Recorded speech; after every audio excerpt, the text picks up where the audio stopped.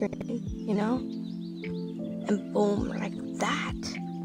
Now, do you want to know how to do a subscriber counter? I'm gonna show you. You're gonna go ahead and put customize channel, analytics, and on the side it's gonna show real time. Under it should show your subscribers and subscriber count. Alright, next you're gonna copy the link up here. You're gonna right click again for the 100th time. You're and put browser. Then you're gonna go ahead and put the link here, so just delete all this. Then you're just gonna put OK. It's gonna load, give it a second. Boom. Now you don't want all this down here, and you don't want it like all big like this. You're gonna go ahead and press Alt on your keyboard and just hold it. Keep on holding it until perfect size that you want. So let's say I just want, you know, the number. Put it to the side next to my code here. Oh. Boom.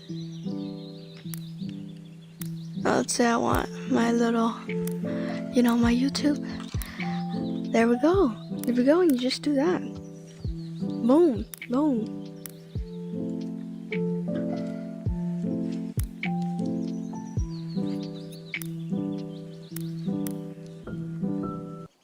Today on Beta Squad, these are Australians And we're British. and we're going to take on 30 Australians and try and convince them that we're Australian ourselves. This is Beta Squad 6v1. Thank you for the idea, Jubilee. We nabbed you. Same. I'm really getting tired of this. Yeah, one. we didn't stop that. Is it not funny, no?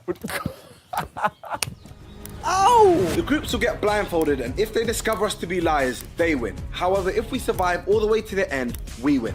Let's see who's the greatest imposter in Beta Squad. First up is Chugs. Hello, Sydney, Melbourne. Now listen, guys, I'll be honest with you. The accent is not there at all. I'm from Australia, baby Joey. This ain't for me, but I'm gonna try my best. In 3, 2, 1, action.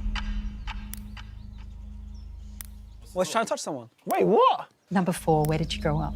Yeah, of course. I grew up in Melbourne.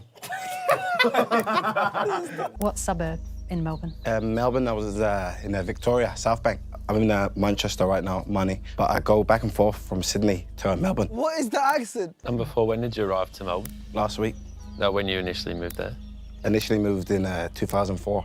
Who was Prime Minister then? Elton John. This is the biggest disaster class in history. They don't even ask anyone else questions. Number 1, where are you from? I'm from Sydney. Don't hold that against me. You sound very British. My parents are Welsh, so... 4, what's your favourite shapes? Circles and squares. What about you? Pizza. AJ, okay. Number 5, where are you from? Newcastle. Geordie, what's going on? Okay, ladies and gentlemen, your time is up. He's done. Oh, he is done. Number 1, please tell me who you think the imposter is. 3? Number 2, 4. 4. Oh, he's out. number 4, 2. 4. 4? This is the biggest capitulation in 6v1 history. 4. with the most votes is number 4. Yeah, of course. And can the rest of you please take off your blindfolds and look around the room? Can't do an Australian accent to save my life, if I'm honest. Elton John. Elton John, brother, I'll be honest with you, I had no clue who was the Prime Minister. Didn't want to do a little bit of research going in? Nah. Oh, man, fair enough. Thank you so much. Appreciate you guys. Can't do an Australian accent. Yeah! There we go. Hey, good TikTok you made there. To be honest, I think if I had an all right accent, I would have got far. Those people that sound like they're from the I end. know, you could have used that. I can't do an Australian accent. What can I do? As soon as he started speaking, he just did not sound Australian. And then when he said Elton John was Prime Minister. Chugs didn't even last one round, which is fine because he usually doesn't last long. But let's see if Sharky can beat him. Pause! If you like watching Beta Squad content, then make sure you follow our Beta Squad Instagram account. Last Beta Squad member to reach 1 million followers will shave their heads. Here are the current standings. Now let's get back into the video. Kylie Minogue, Hugh Jackman, Kanye West's wife, Sharky. Do you know what they all have in common? We're all Australian, and we have nothing to prove, so I don't even know why I'm here. I'm gonna show them why I'm Australian with this accent. In 3, 2, 1, action. Number 2, where are you from? I'm from Melbourne. Number 1, where are you from? I'm from Sydney. So does everyone have the Australian accent, or am I the only one who doesn't? He's finished. I do. Wait, what number are you? I'm number 5. Basically, so I have dual citizenship. So I left Australia when I was 14 years old. Oh, nice. And I grew up my rest of my days in the UK. So you're number 5? Yeah, they get it. They remember what number you are. Where in Australia? Melbourne. Where in Melbourne? Craigie. Fair play, this is a reset. Oh, I'm from the bush, right down there in southeast. Southeast where, sorry? Oh, yeah, southeast Victoria. Where's that, though? Oh, that's down East Gippo. Yeah, he's one. Yeah, he's one. How about that? You've got to be able to remember the name of your school. Oh, that's such a long time ago. You're Australian. You know what? He wanted the Beta Squad bag. He just acted like he was Australian. That's what he did. Number 4 and 5, what is your favourite flavour of shapes? All kids in Australia ate shapes at some point. Number 4, you want to go first?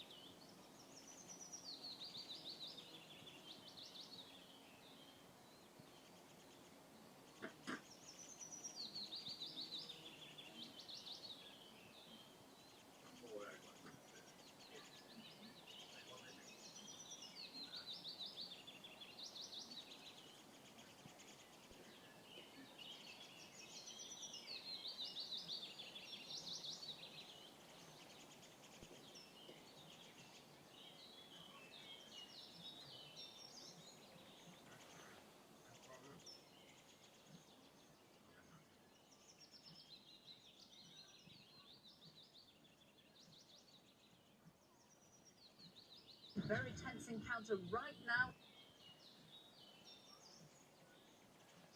The road to Bilbao has been quite something, but the streets of Bilbao are something else entirely. Around 80,000 Tottenham Hotspur and Man. That's a lot of people. That's a lot of representation. And those crosses, where you have dead white people, dead white farmers, mostly. And you take a look at Australia, they're being inundated and we're being inundated with people that want to get out. And their farm is valueless, it's valueless, and they just want to get out with their life. And this is a very serious situation. And if we had a real news or real press or media, we don't have that because they won't talk about this because they're all guys like that idiot. But if we had a real press, it would be exposed. And you know the beauty of exposing it is it's like a cleansing action. When it gets exposed, it'll get fixed. That's when it'll get fixed. But people don't talk about it. And I'll tell you what's talking about the thousands of people that are fleeing South Africa right now. We discussed US AID and the devastating impact it comes to having across the African continent. You know, it's devastating. And hopefully a lot of people are going to start spending a lot of money. And I've talked to other nations. We want them to chip in and spend money too. And we've spent a lot, and it's a tremendous problem going on in many countries. A lot of problems going on. The United States always gets the request for money. Nobody else helps, as you know. Europe doesn't help. Europe hasn't given anything.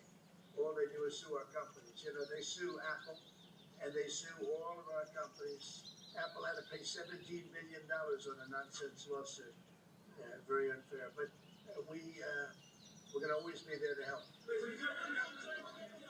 It's human rights in South African broadcasting. If this Afrikaner resettlement issue is resolved, we're going to a little controversy last minute talk. If it is resolved, what's the potential for the future-looking relationships? It's got to be resolved. It should be resolved. It's a little bit bad when you see a stadium with 100,000 people in it because that means it's more than just a little movement. It's a pretty big movement in South Africa, so it has to be resolved. It'll be the end of the country if it's not. I hope so. That's why I'm here. I'm not here for my health. I'm here to. No, I'd like to see. I have friends. I can tell you, Ernie Els and Steve Lucid, they feel so strongly they wanted to be here on behalf of South Africa, not on behalf of me. And they said, "Can we be here for this?" Because they love the country. Ernie, do you guys want to say a couple of words? I hate to put you in this. This is tougher than sinking a 3-footer. And they say 3-footers. Thank you. Thanks for the honor of being here. We've known each other a long time. We have spoken. We're proud South Africans. I still have my South African passport. We travel with this passport, and I got my visa here. So, but we want to see things get better in our own country. And that's the bottom line. It's been 35 years since the transition. President Ramaphosa was right in the middle of the transition time, 1990, and before that. So it's been 35 years of ANC government, and I know there's a lot of anger, through the transition. There was also a lot of stuff happening in the apartheid days. We grew up in the apartheid era, but I don't think two wrongs makes a right. President Mandela, when he came out of prison for all that time, didn't come out with hatred, and really unified our nation through sport. We won the Rugby World Cup in '95. We won the African Nations Cup, soccer. We won some majors as golfers and so forth. So what I'm trying to say is, this has been a long time coming. That's why we really wanted to meet you, meet the administration, and see our way forward. Because we still want to see our country flourish. You know, we've got some great things going on. Business is getting involved with government. Farmers are getting involved in local municipalities, trying to rebuild some of the infrastructure that's been decaying for a long time. So there's a lot of coexistence going on in health from a lot of areas. But I feel we need the US to push this thing through.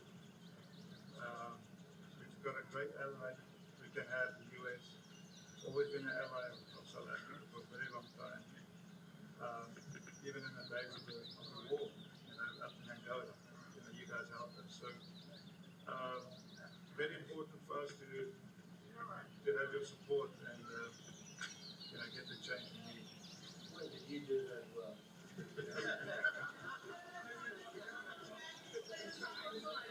Even better than plays golf.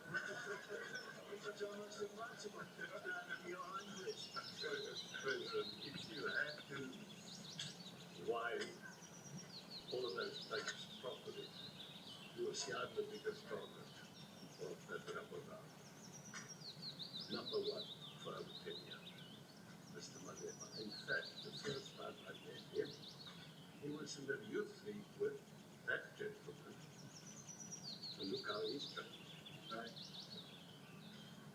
We have too many things, but it's across the board. It's not only white farmers, it's across the board. And we need technological help. We need Starlink at every little police station. We need drones. I actually got drones donated for the peace parks to stop elephant and rhino poaching. And his predecessor stopped the importation because he said the United States would spy on us. I mean, the US basics, the ridicule. So if you can help us. Remember, sir, you and I lived in New York in the 70s. We never thought New York could be what it became. Two commissioners, a tough mayor. We need your help to stop this awful killing. But it's across the board. Ernie is right now building a pleasure house in George. I'm building 3 cottages for my grandchildren on a farm outside Graafrenet. I often go to bed without locking the door. And we have a serious problem with illegal aliens who stream across the border. And if you really look at our statistics, a lot of these murders, firstly it's unemployment and illegal aliens. And then I met Vice President Marx many years ago at Charlie Rhodes' show. My wife loved the book. And she reminded me this morning that you emphasized the devastation that occurs when big companies leave towns and cities, and there's a culture of dependency that develops. And I remember you discussing it. Now that's our problem. If we don't get our economy to grow, the culture of dependency and the lawlessness will increase. I've been against apartheid all my life, and I'm their number one target. Please just Google my name and Malema. And you'll see it, sir. He marched on the floor. The crime is bad. The crime is terrible, sir, but Mr. Steenhuisen won't admit to it, but he runs the Western Cape, where I live. And the biggest murder rate is in the Cape Flats. Gangs. We've got gang warfare. Like your M33, what are these guys?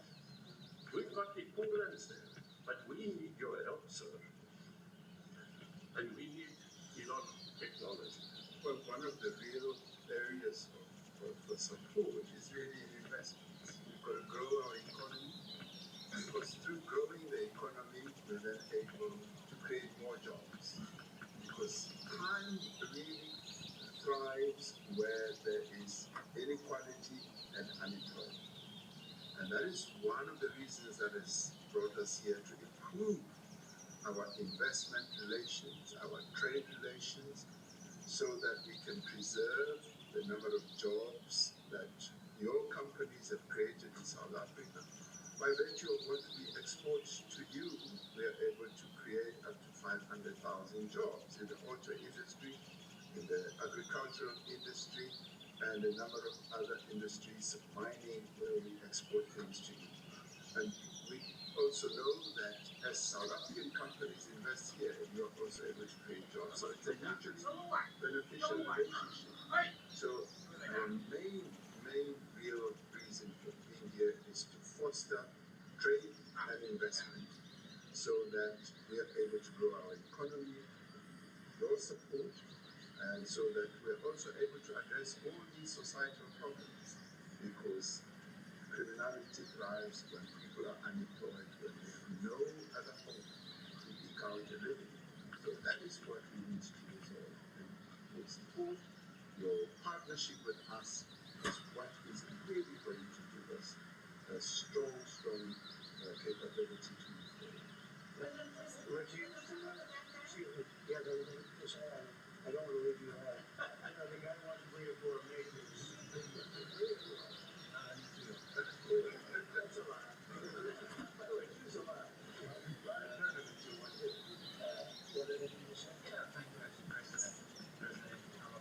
I grew up in an area in South Africa that is a farming area, bottom line. There is some issues up there. Obviously, my dad was a property developer as well as a part-time farmer. And yeah, some of these buddy farmers got killed. The farm is still going, my brother's running, but it's a constant battle with farms trying to burn the farms down to chase you away. So it is a concern to try and make a living as a farmer. And at the end, without farmers, there's no food on the plate. So we need the farmers to build the world of farmers. You wouldn't even want to do it. They love farming. They don't want to leave. It's just right. Yeah, and food and fresh water is the most important thing in life. Without those two things, you can't survive. How is the water there? The water is great, obviously. All the water comes out of a borehole out of ground for us. But yeah, it is a battle to get the water out sometimes. All the equipment gets stolen all the time. That you try to get So water does out. your family and your brother, do they feel safe on the farm? They live behind electric fences, try and be at night safe. But it is constant whenever you leave that something could happen. There's nowhere to live. Both relatives being attacked in their houses. My mom's been attacked in their house when she was 8. So it is difficult. But the guys live a great life despite everything going on.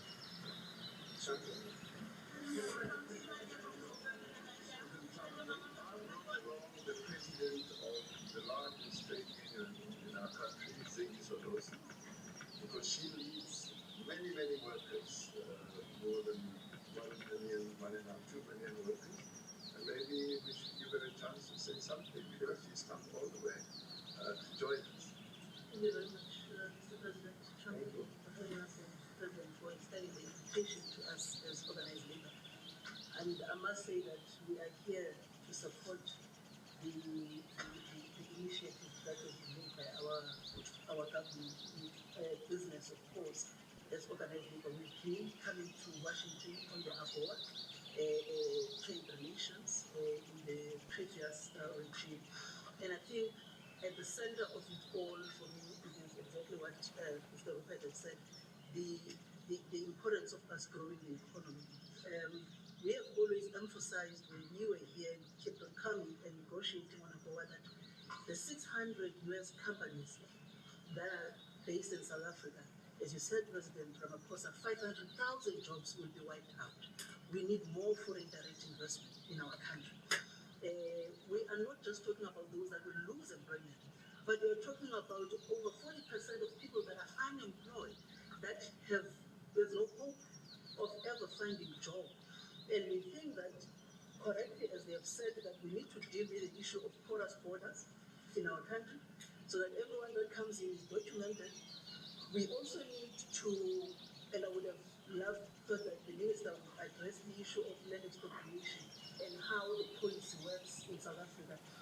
Recently, President, as you were preparing to come here on the news, I think it was in Natal, there was a handover of farms, and the white farmers were saying, we are donating the land, but also there's a willing buyer, willing seller in South Africa. So there is no expropriation without compensation, but it is a willing buyer, willing seller. And that white farmer was even saying that the government is even paying more in buying the land than what the land is worth of. And I think those are the realities, President, that we must say that we need to address, of course, but also the importance of agriculture linked to AGOA. People rely on it, and I think, as Latif have said, for survival and living. But lastly, for me, President, is also the issue of the crime statistics. There is no doubt about it that we are a violent nation, for a number of reasons, and we're not condoning anything. But also, if you go into the rural areas where black majority are, you would see women, elderly, being raped, being killed, being murdered, and these are black elderly women that would be found throat slits, raped multiple times, and all of that. And the problem in South Africa, it is not necessarily about race, but it is about crime. And we think that we are here to say, how do we, both nations, work together to reset, to really talk about investment, but also help us in how we can have the technology and everything that is needed to really address the levels of crime that we have in our country. Thank you very much. Genocide is a very strong word. I'm wondering if you can make up your mind as to whether you believe genocide is behind South Africa or is down to you. Have made up your mind why you protest on the news today. Well, I haven't made up my mind. I hate to see it from the standpoint of South Africa, but also, I'm trying to save lives. I'm working with Russia and Ukraine. I don't have to do that. It's not our war. It was started by other people. Something along by our past administration, or it would have never happened if I were president. But I'm trying to save lives. And no matter where, Rwanda, I have nothing to do with Rwanda and the Congo, but I felt I had a very talented person in this administration, and I sent him there. And he did an unbelievable job, I think. I mean, we're going to find out, but he's done the hardest part of the job. It should happen. If I can save lives, I want to save the lives. If it's in Africa, that's great. If it's in Europe, if it's wherever it may be. And it's a very small investment to do compared to what the consequences are. So I hope we can do something. Look, I have so many friends. These two men, I have great admiration for them because I know what they do for a living. And that's a very hard living.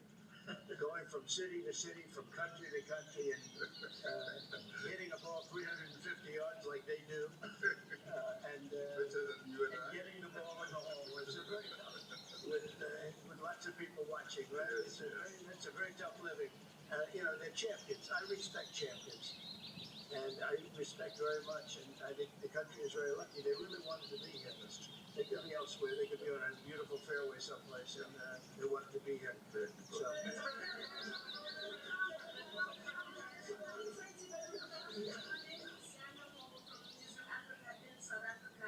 How important is it for the United States to be at our G20 summit in November, given the relationship between our two countries? We just heard what has been said to you just now.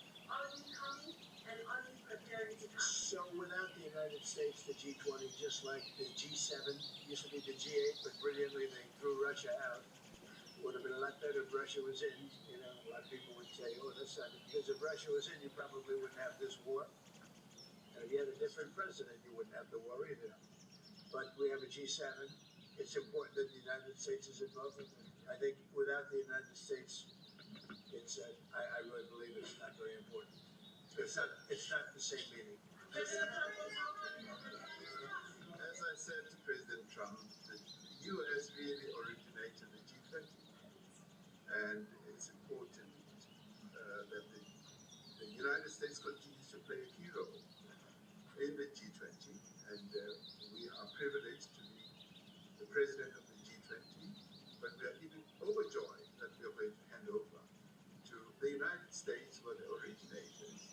And for that reason, I expect the United States to continue playing the leadership role in the G20 together with other countries.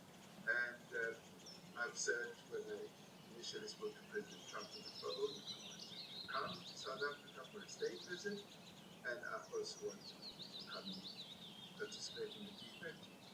And I want to gladly hand over to President Trump to take the leadership of the G20 forward in November.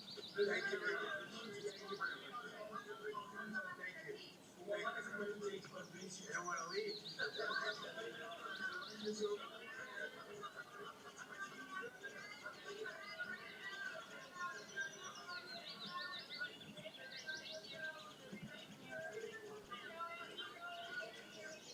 Well, there we are. That was another quite astonishing event in the Oval Office of the White House. Raw diplomacy, if you can call it that, played out in the open. Another astonishing ambush, I suppose, of a visiting president. This time it was over what Donald Trump and Elon Musk have called a genocide of white farmers in South Africa. They've taken in as refugees some of those white farmers. And Donald Trump said when challenged on it, if we see genocide going on, we take people in. We have taken white farmers from South Africa, a lot of them, many feel persecuted. And then the most astonishing moment, Cyril Ramaphosa, the South African president, said there was no white farmer genocide. And then Donald Trump confronted him, essentially, with a video, clips of film of black politicians saying, kill the farmer, kill the boer. Politicians, one politician from the Black Nationalist Party in South Africa, the EFF, the Economic Freedom Fighters. And then he showed another clip of what he said were burial sites of white farmers with white crosses.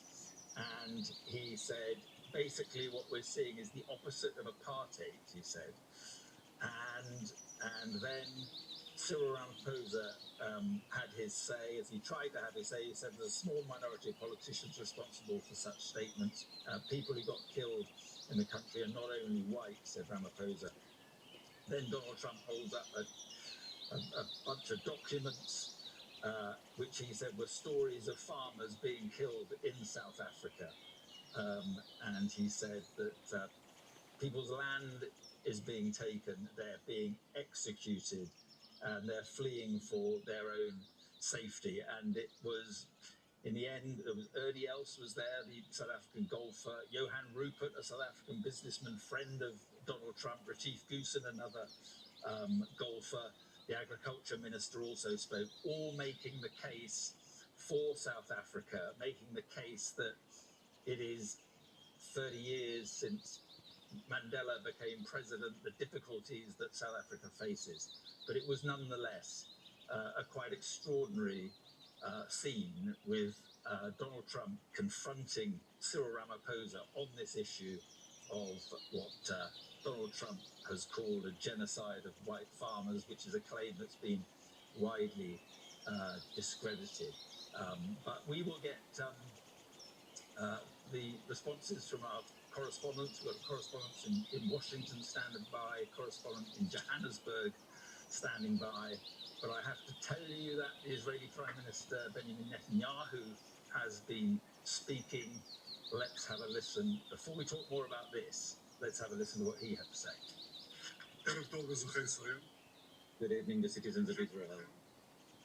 On behalf of all of you, I first say my condolences from the bottom of my heart and yours to the dear families of Yosef Barak and Ruben Kano,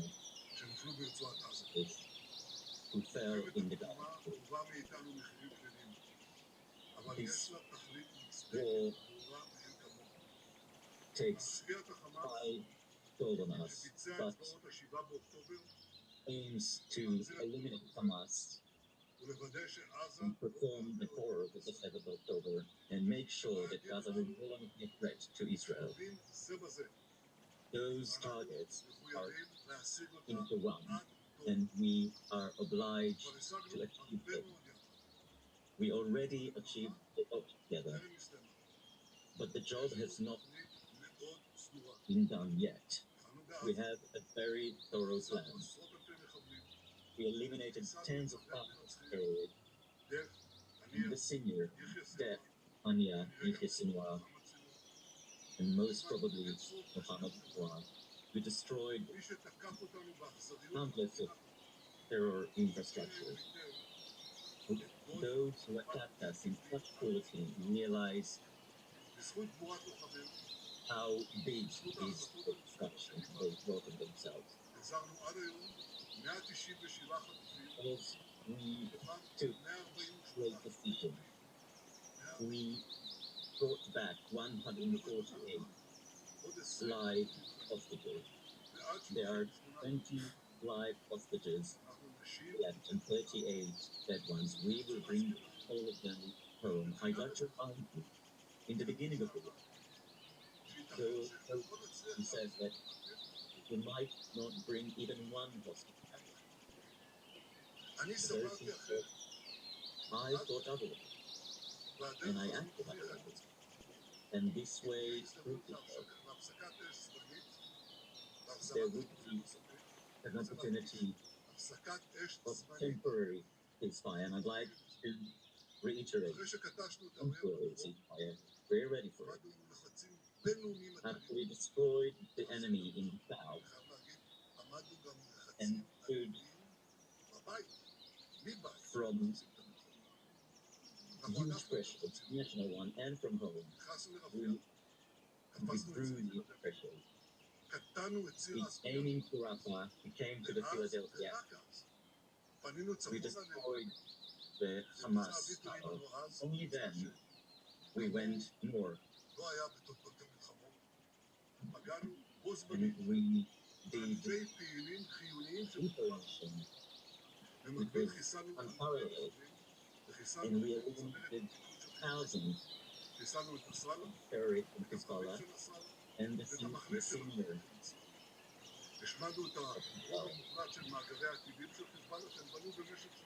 most of the rockets that they built within years and therefore eliminated the threat towards our settlements in the north. It's not like it used to be. They are enforcing it very strongly. Our operations in Lebanon brought to the falling of Assad regime in Syria. We brought huge attacks on the Houthis in Yemen. Like the last word, we hurt Iran's abilities and crucial infrastructure. And I'd like to say Iran remained a serious threat to Israel. Of course, with the US, coordinating with them all the time. We hope that an agreement will mean that Iran will not have nuclear power and reign. And if it's achieved, they will, of course, congratulate that. But the State of Israel says the right to defend itself from a regime who wants to eliminate it.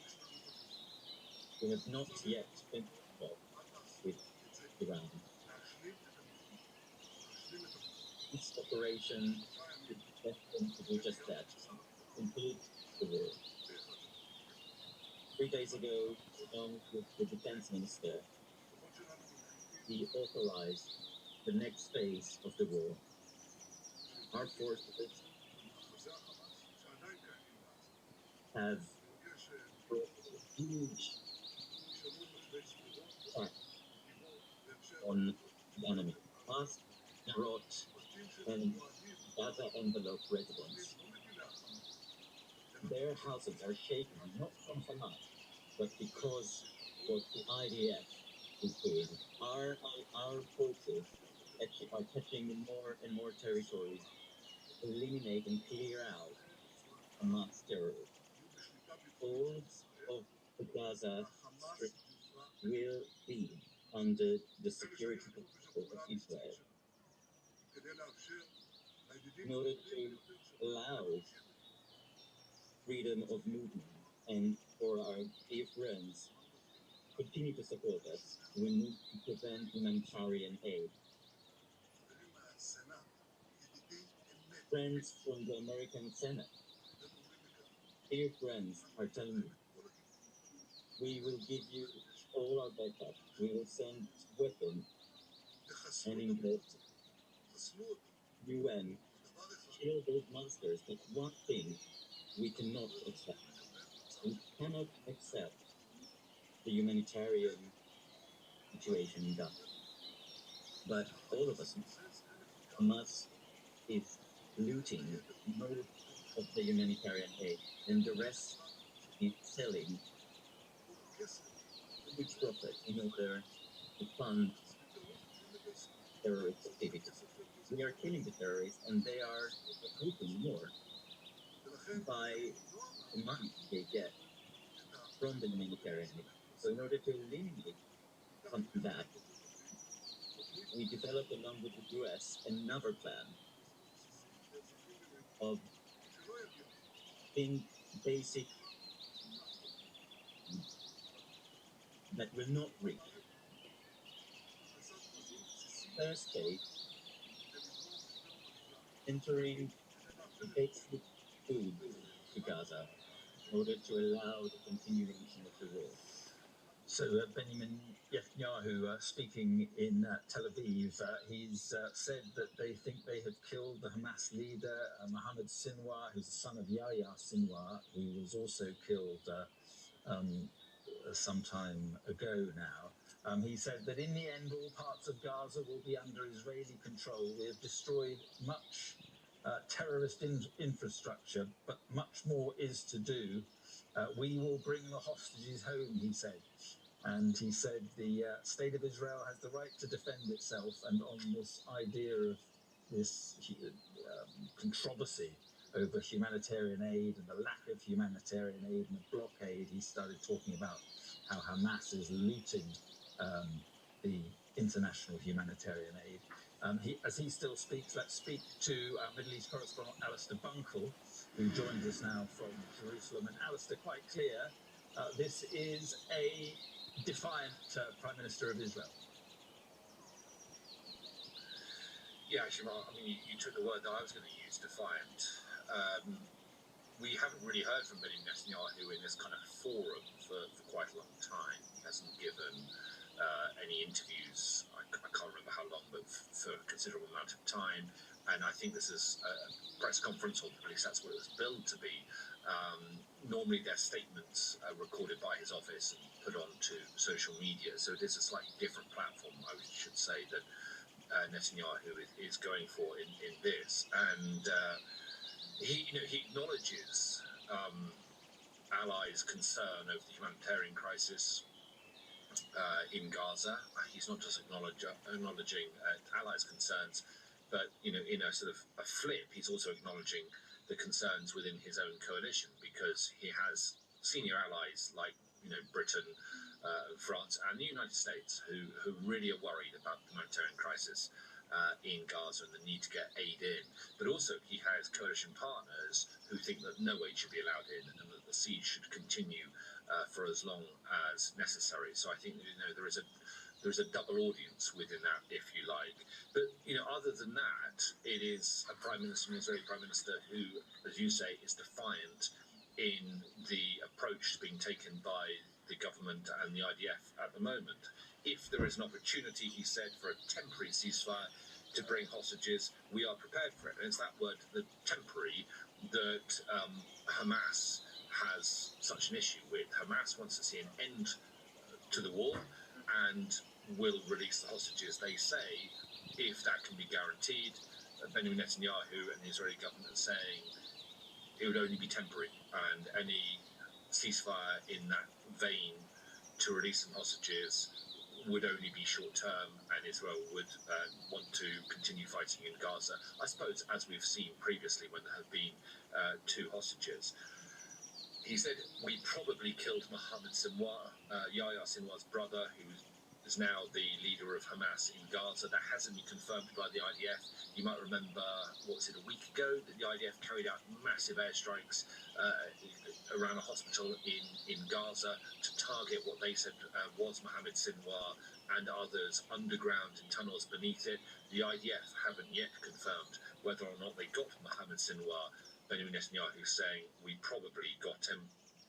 By the end of the current operation in Gaza, he said, all areas of the Gaza Strip will be under Israel's security control. That's all of the Gaza Strip, he is saying, not just parts of it. I suppose you can probably wrangle over the wording of security control and exactly what that means, but we've heard from Bezalel Smotrich, the finance minister, one of the most senior members of the Israeli government, saying that Israel will occupy Gaza, in his opinion at least, at the end of it, and in his opinion, in short order. And Netanyahu laying out his conditions for the end of the war. All hostages must be returned. Hamas lays down its weapons. The leadership of Hamas is exiled. Gaza is completely demilitarized. Well, those 4 are, broadly speaking, what the Israeli government has always insisted upon since October the 7th. But then the 5th one, the implementation of the Trump plan. This is Donald Trump's idea, well, in the US president's mind, that the US would, quote, own Gaza and Palestinians would be sent to countries elsewhere. But having said that, once Donald Trump has said that, it has been leapt upon by the Israeli government, and that is now part of their conditions for an end to the war. The exile, forced or voluntary, of the Palestinians in Gaza. Okay, Alistair, thank you very much. And we're going to go back to President Trump and the White House and Cyril Ramaphosa now. But it's worth mentioning that on Gaza, Donald Trump was asked about this, and he refused to answer a question about what he would say, if anything, or what he plans to say, if anything, to Benjamin Netanyahu about what was going on in Gaza. Donald Trump didn't answer that question, and he moved on. So let's go back to that news, the extraordinary scenes in the United States, in the Oval Office. Donald Trump has mounted this remarkable ambush, really, on South Africa's president. A live news conference. Mr. Trump called for the lights to be dimmed and then played a montage of clips to the South African president, clips of rhetoric against white Afrikaners, kill the farmer, kill the Boer. Mr. Trump, of course, has repeated claims that what he calls a genocide against minority white farmers is underway in South Africa. He's been supported on that by Elon Musk, South African-born Elon Musk. Here's one of the key moments of the extraordinary encounter. Excuse me, turn the lights down. Turn the lights down. And just put this on. It's right behind you. Those people were all killed. Have they told you where that is, Mr. President? No, I'd like to know where that is, because this I've never seen. And it's in South Africa. Death of people. Death. Death. Death. Horrible death. people are fleeing South Africa for their own safety. Their land is being confiscated, and in many cases they're being killed. And that scene of, you see how many crosses they have. Those crosses, that's a dead person in every one of them. Well, in a moment or two, we'll speak to our Africa correspondent, Yusra El-Magir, who has been watching that. But first, Ashish Joshi is in Washington for us. And Ashish, well, we had that scene with Zelensky in the Oval Office, of course. Now we've had what effectively amounts to an ambush of the South African president in the Oval Office. I don't think you can describe it as anything less than an ambush. You heard President Trump there saying, dim the lights, that film, that compilation of video clips of EFF, the Economic Freedom Fighter rallies with that incendiary, violent language, kill the farmer, kill the boar, that was all ready to go. But just moments before that, the atmosphere was very different. You know, Cyril Ramaphosa knows that he has come to the USA with relationships between the two countries at an all-time low because of this issue, because of these claims that President Trump has made about this genocide being carried out against the white South African farming community. So when he started talking, it was about language that Donald Trump wanted to hear.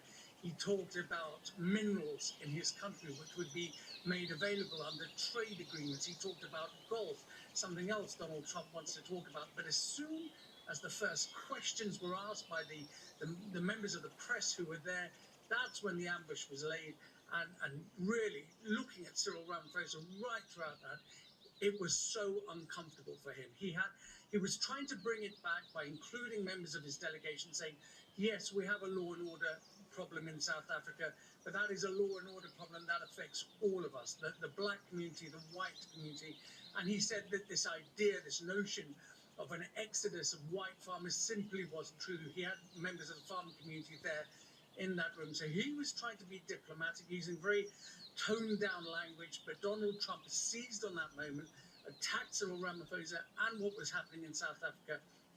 And as you were saying earlier, Mark, that these families who have arrived in the United States, these Afrikaans families who have arrived, being fast-tracked refugee and asylum status, while other people fleeing war-torn countries have not been. So there is a background to all of this. And of course, in the room too, Elon Musk didn't say anything. His name was mentioned a couple of times, but he has perpetuated this idea that there is a white genocide going on in South Africa, and that he is being refused business with his Starlink company to do business in South Africa because he is white and not black.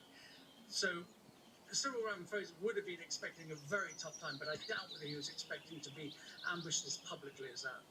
No, Ashish, thanks very much. Let's go to Johannesburg now and speak to our Africa correspondent, Yusra El-Bagir.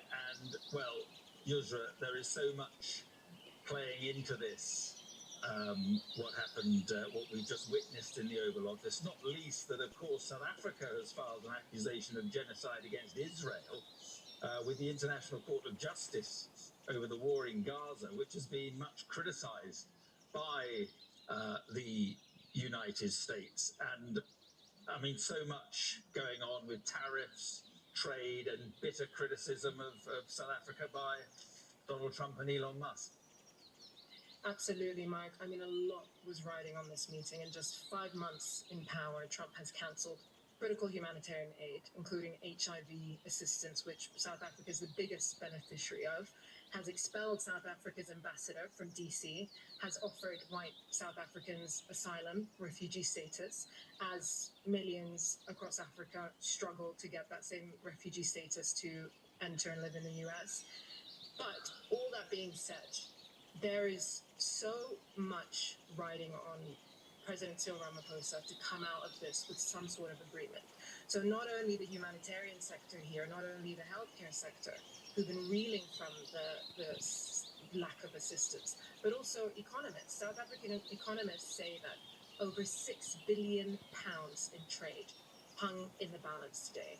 And as Donald Trump played those videos, it was clear that that was kind of the crux of the disagreement, this allegation of white genocide, even though the statistics again and again have shown that black people here in South Africa are disproportionately impacted by the high crime rates.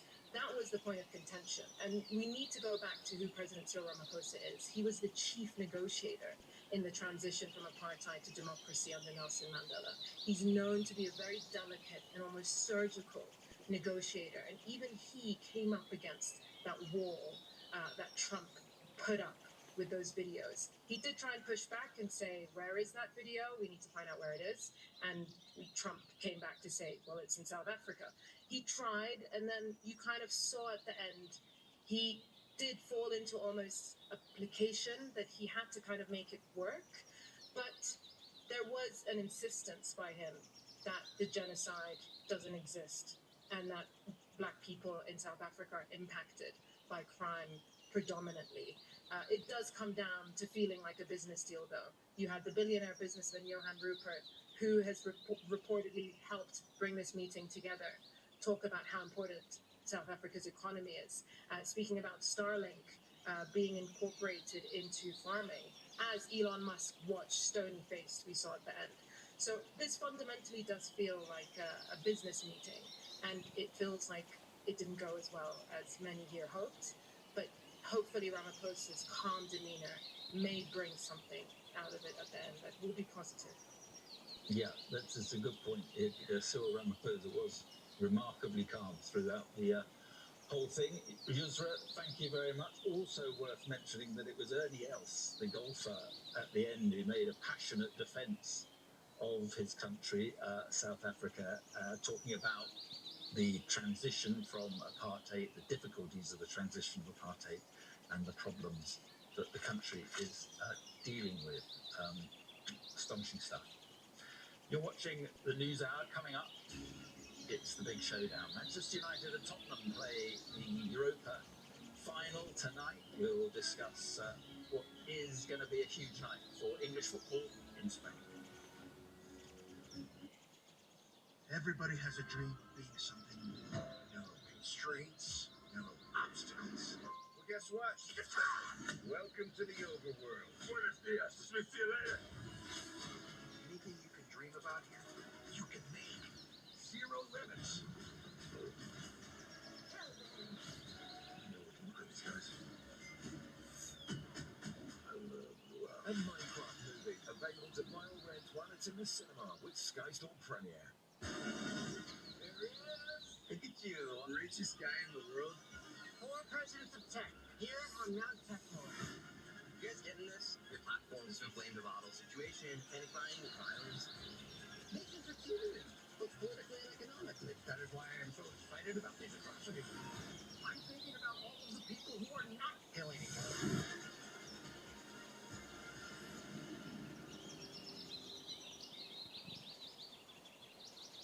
If you want to go big on your next meal, go Jumbo XL Big, babes.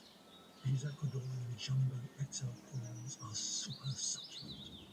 They taste well nice and good, well good. Go all fancy with Aldi, specially selected. With holiday rentals and hotels, Booking.com has something for everyone. You gotta say what poutine? But of course, right this way.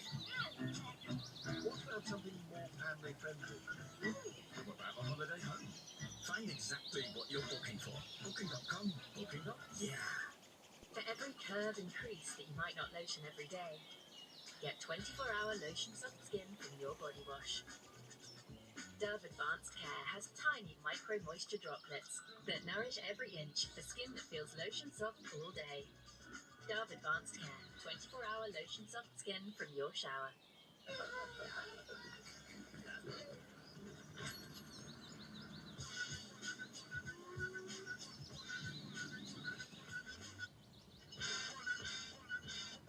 Save up to an extra £1,000 on a new Toyota. The Toyota Don't Sale event is on. Deals must end 31st of May.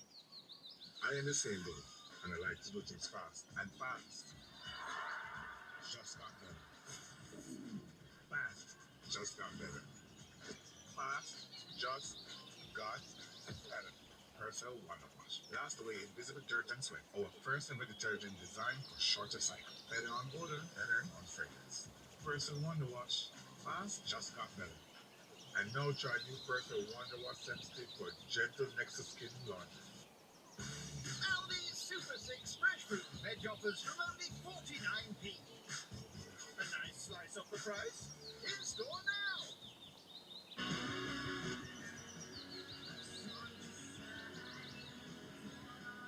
Versace Airlines Energy, the new fragrance for men. Introducing the new fragrances of Comfort Scent Booster Elixir with up to 10 times more freshness that goes on and on and on. Wow! With scent lock technology to get that fully fresh feeling all day long. The all-new Comfort Scent Booster Elixir. Now that's next level fresh. Now, deep breath, football. Manchester United and Tottenham are preparing to face each other in the All-English Europa League final tonight, which is in Bilbao. With both teams underperforming in the Premier League, the winners could be the lowest league finishers ever to win a major European trophy, but the prize is huge, a major trophy plus a lucrative place in the Champions League, which could be worth £100 million. Let's speak now to Henry Winter, one of the country's top football writers. Henry, good evening. So what do we have here? £100 million final between two bang average teams. Perfectly put. I can't add to that, Mark. I mean, it is extraordinary. It's the theatre of the absurd, what's going on in Bilbao. You look at two teams who just finished above the relegation zone, and I mean, there's £100 million up for, say, and the Spurs head coach, Ange Postecoglou, could walk away with a winner's medal tonight and a P45 tomorrow, because he's likely to be moved on because of Tottenham's poor form. You're seeing the fans gathering here in Bilbao. I mean, it's remarkable. 80,000 fans, probably half with tickets. It shows the size of these clubs, particularly the Manchester United fans, as you see here. So, yeah, it's an extraordinary night, and Ruben Amorim could lose and yet get the backing of his board tomorrow because they want him to sort of build for next season. So it's a mad match. Yeah, and as you say, more than anything else, perhaps it is this tale of two managers. So Amorim survives whatever happens, do you think? And Ange Postecoglou could go even if he wins. Yeah, absolutely. I mean, you look at Tottenham's form this season; it's so poor.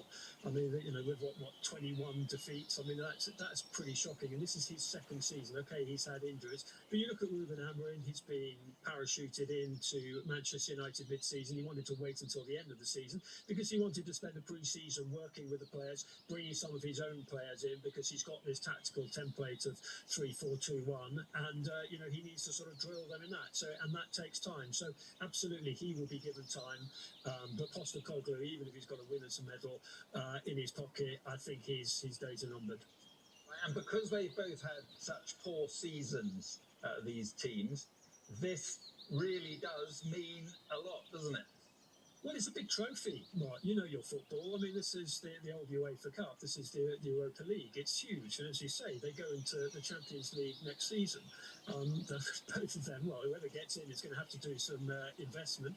But look, there's £100 million comes with winning this trophy. So, I mean, there's so much to play for tonight. But let's not forget, we can slightly take the mickey out of the competition and the fact you've got the 16th and 17th teams in the Premier League competing for it. But it is a big trophy.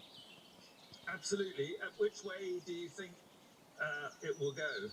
I just think the madness of football is that Ange Postecoglou, who's been criticised relentlessly, you saw the press conference yesterday, that he may well have the last laugh and disappear with a payoff and a winner's medal.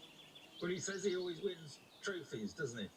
Well, that's right. So he's absolutely going to be vindicated, and fair play for him, because he's been called a clown on social media and in one or two headlines, but he's not a clown. I mean, you can't call a manager who's been in the profession for 26 years and got a team to a European final a clown. But, it's certainly a circus from the looks of things out in Bilbao. Yeah, we've got a bit of time left. What about, the Premier League's done and dusted, I suppose, except for the Champions League spots. What are your thoughts on that? It's going to be, Sunday's a big day, isn't it? Sunday's a huge day. You look at Nottingham Forest against Chelsea, the money that Chelsea spent, the quality of the manager that Forest have in Nuno. I think a lot of people, a lot of neutrals, would love Forest to get back into the European Cup. We remember, well, those of us of a certain age will remember their great feats, the 2 European Cups under Brian Clough. So to see Nottingham Forest back in Europe's elite competition, having spent sensibly in recent seasons and have built a good team with a very good manager, fantastic atmosphere at the City Ground, I think that people will love that. It's a huge game on Sunday with Chelsea. Yeah, so in 10 seconds, who are the teams that will be in the Champions League, do you think? City, Forest and possibly Newcastle. Obviously, Arsenal, Liverpool are already there. And then, of course, what if either Spurs or Manchester United? I'm going for Spurs. No, Chelsea? What are you talking about? I think Henry, right. I'll leave it to it, but it'll be a great game tonight, certainly. But thank you very much, Henry Winter. Pleasure. There we are. That was the News Hour. Coming up, the Politics Hub with Sophie Ridge, and I'm sure she will be talking about Donald Trump in the Oval Office. Extraordinary scenes this evening, and Sophie Ridge is next.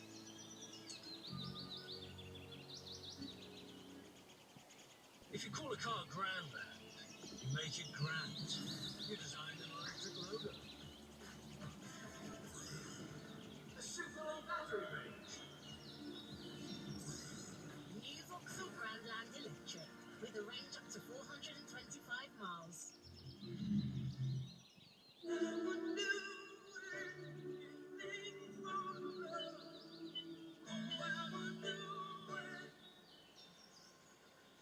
We do anything and everything for your pets.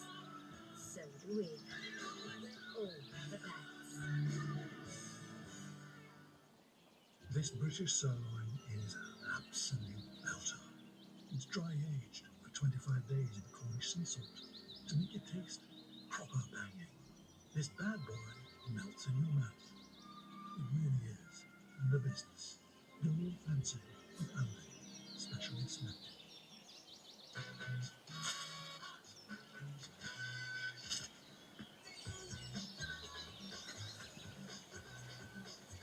Maryland, the perfect combination of generous chocolate chips and a crunchy, crumbly texture.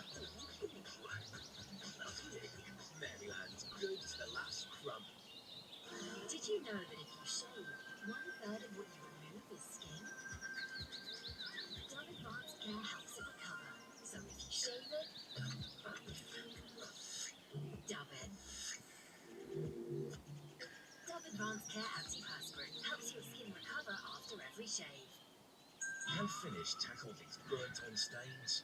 And all this mess? Mum doesn't think so. Finish Ultimate Plus gives a deep, intensive clean. It hunts down stains, lifts them, and cuts grease with precision. First time, every time. A superb finish, even on tough challenges. Give away for children.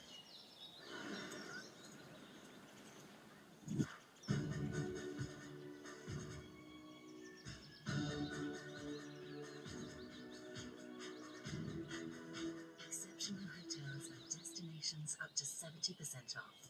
Voyage Privé. Your journey starts here. Just how do you put into words Fox's half-coated cookies? With their chunks of rich chocolate, irresistible crumbliness, and their generous layer of thick milk chocolate. Just one word. Fabulous. Fox's fabulous half-coated milk chocolate cookies. How fabulous. How Fox's. Aldi's Super 6 fresh fruit and veg offers from only 49p. A nice slice off the price. In store now. I'm searching for the most expensive fishes on the planet. And joining me, my cousin AJ Tracer. You're about to witness greatness. We're behind the deck. These she traders. Straight out with the cashews ready. To go eat tea. This is Calm Diamond in times 10. No pallet. I think I say it's out of our price range. You gotta see how these people live. And what they eat. This is a lot of gold. No, your parent is a lie. Oh, it's a lie, bro. That could be worse.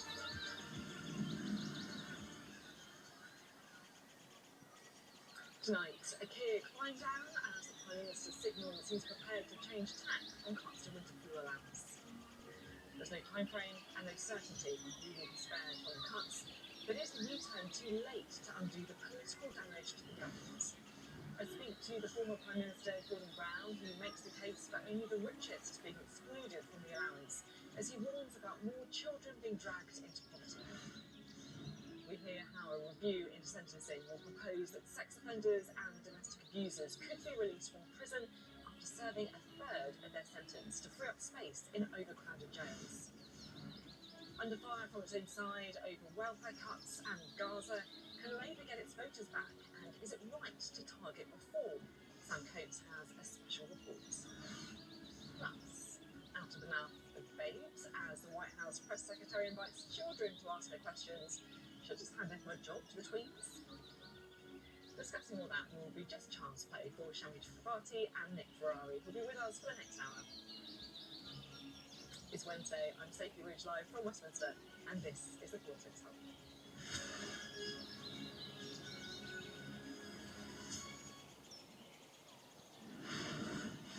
Hello, good evening.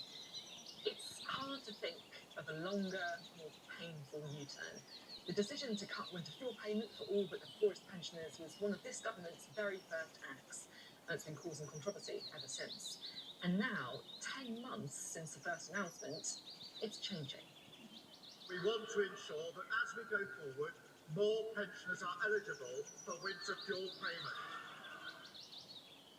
And look, it's been obvious for a long time that Labour were expending way too much political capital on this. I remember looking at More in Common polling on this programme that showed not only was it wildly unpopular, but everyone knew about it too. I mean, that's what you call the opposite of the sweet spot. And then the day of the local elections, a senior figure in Reform told me that winter fuel was coming up again and again on the doorstep when he was speaking to Labour switchers. And it was then that I thought, this policy is not going to last. They've got to U-turn. But there's a problem, because this is what Rachel Reeves said at the time. Today, I am making the difficult decision that those not in receipt of pension credit or certain other means-tested benefits will no longer receive the winter fuel payment from this year onwards. Let me be clear, this is not a decision I wanted to make, nor is it the one that I expected to make. But these are the necessary and urgent decisions that I must make. The necessary and urgent decisions. And this is what Keir Starmer said after the local elections. Well, the reason that we took the tough but right decisions in the budget is because we inherited a broken economy. £22 billion black hole.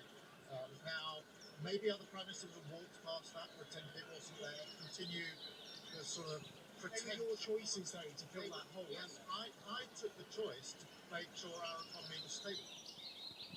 You see, they told us this policy was necessary. They told us that for months and months and months. And they said it proved that they were prepared to take the tough decisions. You see, the risk with the 10-month-long U-turn is that you end up with the worst of all worlds. Everyone remembers the policy, the political damage is done, and people are also left asking, I thought this was the government prepared to take the tough but necessary decisions. What happened to that government?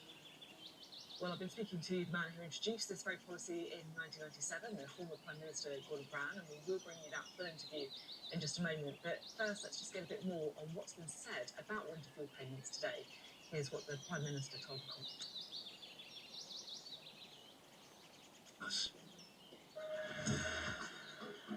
TNT Sports, powered by Mitre. This programme is sponsored by Bet365.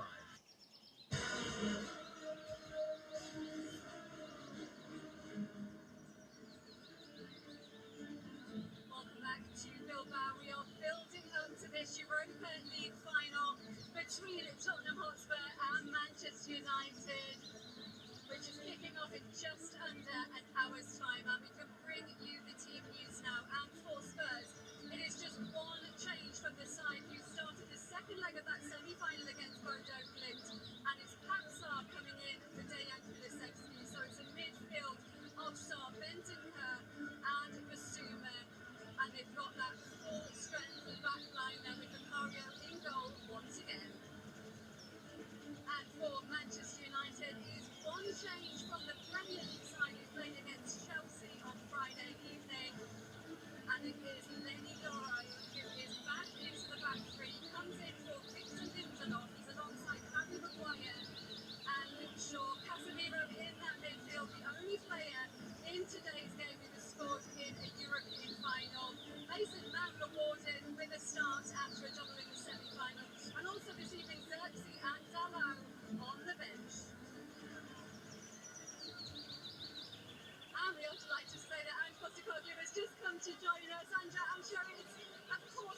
told you just how special this occasion is, but what have you made of the scenes in the city and in the stands here tonight?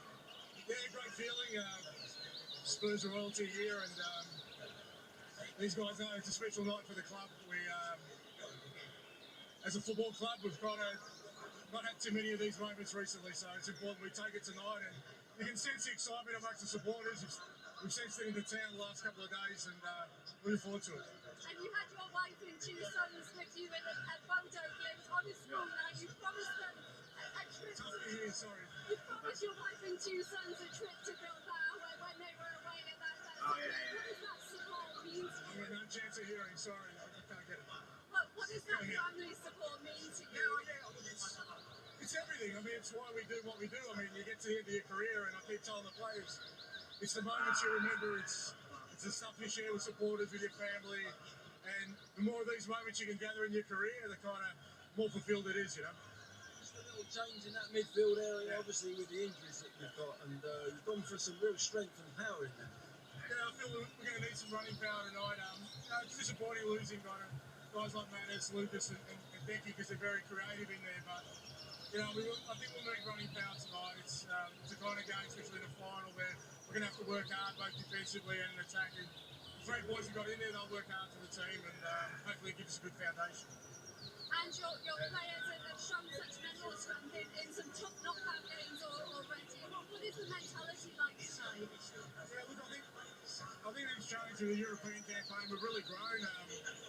We've done it tough all the way through. We've had some injuries, had to use some young players early on, but through the knockout stages, the lads have handled it really well, especially the away games. You know, they've been really focused, been really organised, well structured, and I think that sets us up well for today, because you know, United are a tough opponent. We've got a couple of key players we need to shut down, and we're going to have to be really disciplined in our approach. Fernandes being one, I would imagine. Absolutely.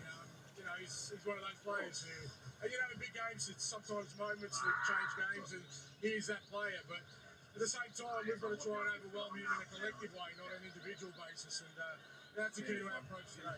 Obviously, Bruno Fernandes, one of the dangers. What else are you expecting from Manchester United tonight? Because of course you've beaten them 3 times already this season.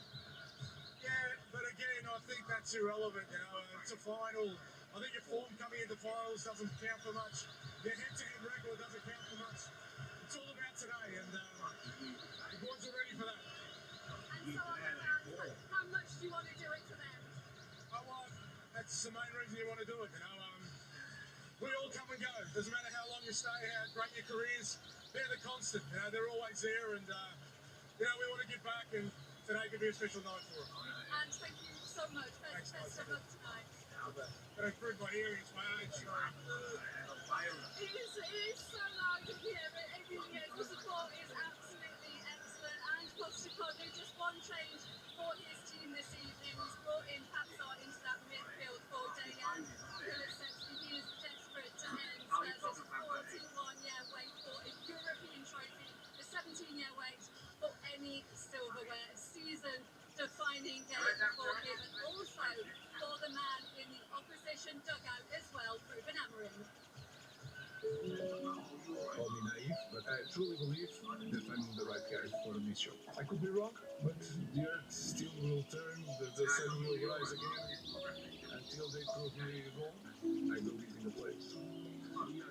It will be a long job just now. I don't care about Christmas. I don't care about relegation. I think our club needs a shock. It's also my fault in this moment because I think the team is a little bit lost. We are getting a new coach that is losing more than the last coach. Like I said, I'm not going to change no matter what. I know that you want headlines. We are the worst team maybe in the history of Manchester United. In this stadium, in this club, you always have that feeling that anything can happen. I'm just really lucky. I'm really lucky. We are losing the feeling of we are a massive club. We need to be really strong in the summer because we can be the worst team in Premier League in history with a European title. I'm putting everything on it. I'm giving everything.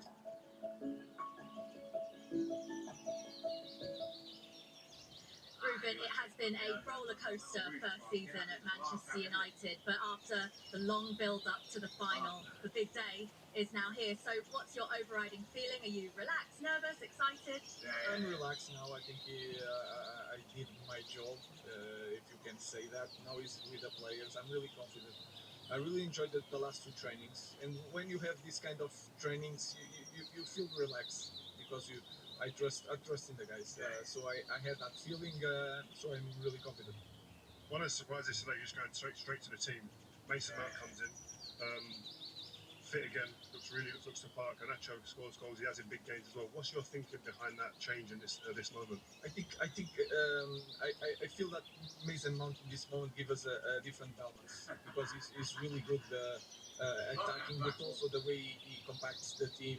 He's one extra midfielder, and you know that Tottenham put all the fullbacks and the midfielders inside with a lot of people overloading that space. So my thinking was that to have possession, to have a right foot in that position is really important.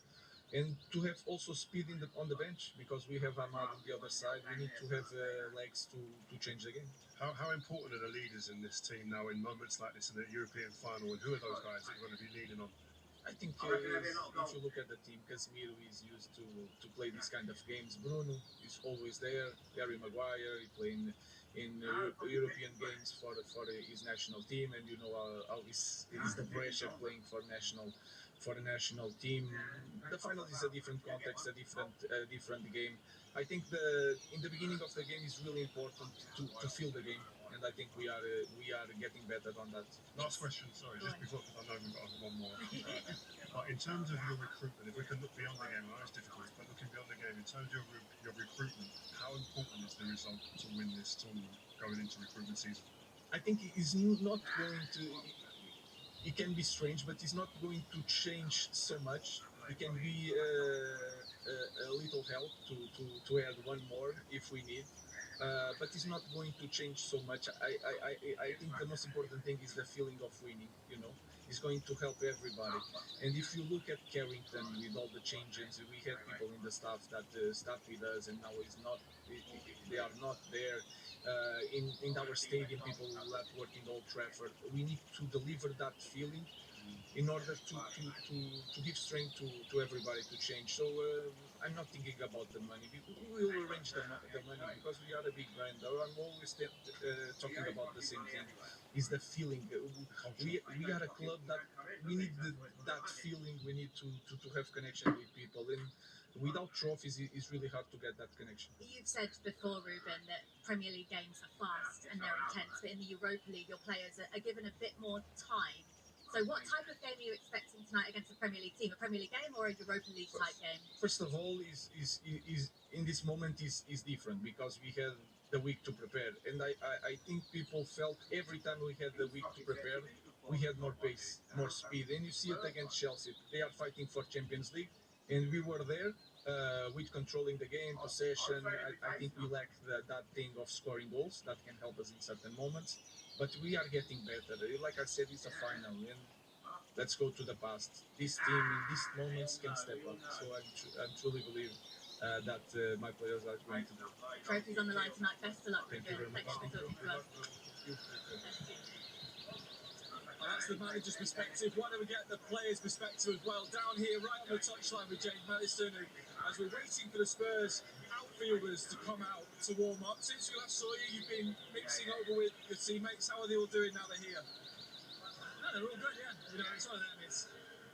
You want to try and get around them and be a positive influence, but you also want to let them prepare. So you can obviously see a few of the injured boys and a few of the lads who are not in the squad just relaxing over here and ready for the game. A bit nervous now. Oh yeah. Is this when it hits you? To be fair, just when you're not playing, it's, when you don't feel like you're in control and you have no way of affecting anything, I think you become more of a supporter and how you'd feel as a proper Tottenham Hotspur fan, you know. So the nerves are starting to kick in a little bit, as I guess it is for all these thousands of Tottenham fans. But looking forward to the game, yeah. I mean, you mentioned the supporters, and you're one of them this evening, but the roar when your manager and Postecoglou walked down here, and when the goalkeepers even came to warm up. It's not even full yet, but they sound like they are well up for it. Well, that's what the Tottenham fans do. They are amazing, and they travel in such big numbers. Like even in, like I said earlier, in the city today, like you could just feel it. Me and Lucas Blackburn had to go and do a Q&A for the club, and in here, a 5-minute drive into the centre, and it was just Tottenham everywhere. So they're brilliant. They've turned down their numbers. The atmosphere is magnificent. You can feel it in the stadium, and hopefully they can keep the lads on. Yeah. So take me inside what the dressing room's like at this point. So you've arrived, you've dropped your stuff off, you're getting ready to go and warm up. What's happening in the dressing room right now? Do any of the coaches talk to you? Is there anything, any speeches, anything like that? Yeah, the coaches will be going around giving the little final pointers and the final little tactical tips. A lot of the lads will be doing their own thing. Some getting massage, some on the bike, some stretching, some listening to music. Real wide range of stuff going on. I'm just one who likes to just relax, yeah, just get a massage and get ready to warm up, yeah. Now, we're on the Tottenham end. The Tottenham bench is just over your left shoulder. The boos you can hear is because Andre Onana and the Manchester United goalkeepers have just come out to warm up. Mentioning the warm up, so for us in the media, UEFA games are very different. There's lots of other regulations and things.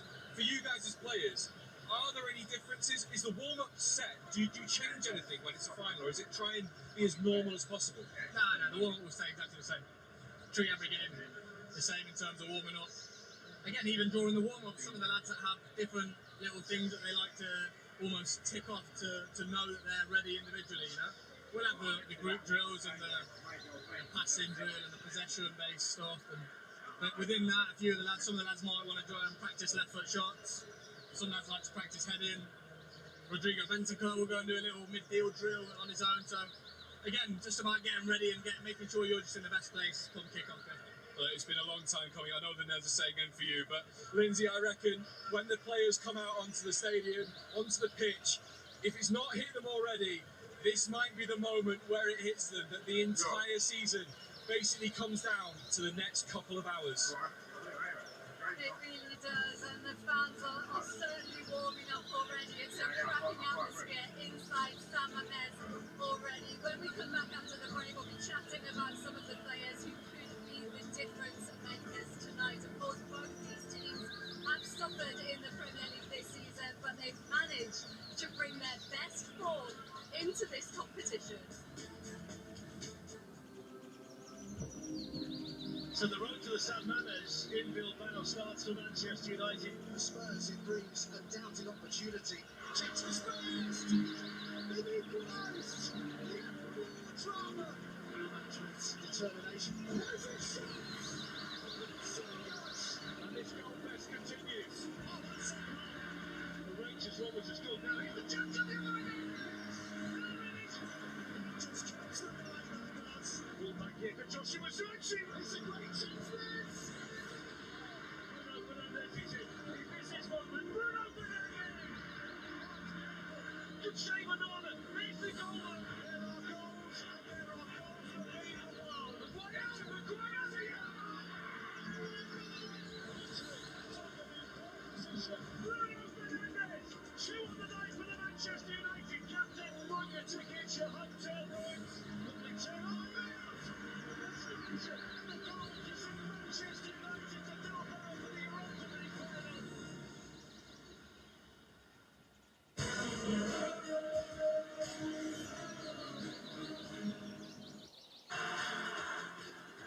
Sponsored by Bet365. TNT Sports, powered by MyTown. Here are my top picks for this weekend on TNT Sports. It's the final day of the Premier League season. The second Grand Slam event of the year. It's underway at Roland Garros. MotoGP rolls into Silverstone. Getting off for the British Grand Prix. And glory awaits in the UEFA Women's Champions League final. Those are my top picks, and that's your weekend on TNT Sports.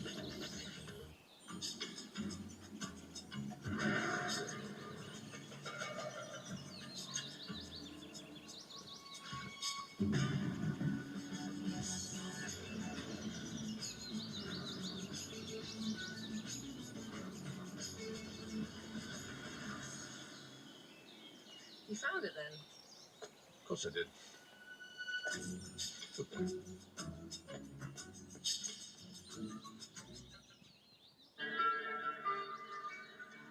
Football.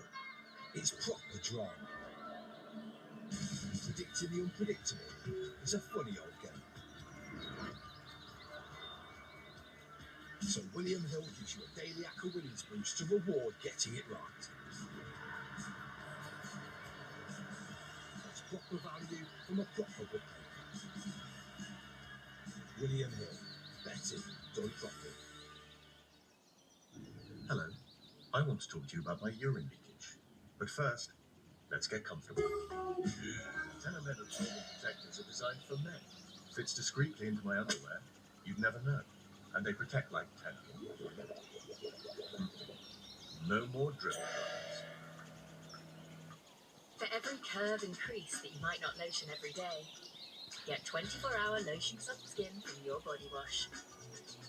Dove Advanced Care has tiny micro moisture droplets that nourish every inch for skin that feels lotion soft all day. Dove Advanced Care, 24-hour lotion soft skin from your shower.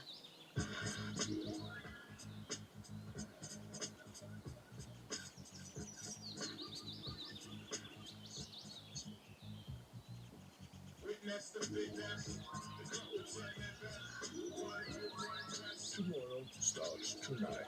IKEA, the wonderful everyday. TNT Sports, powered by Canterbury. This programme is sponsored by Bet365.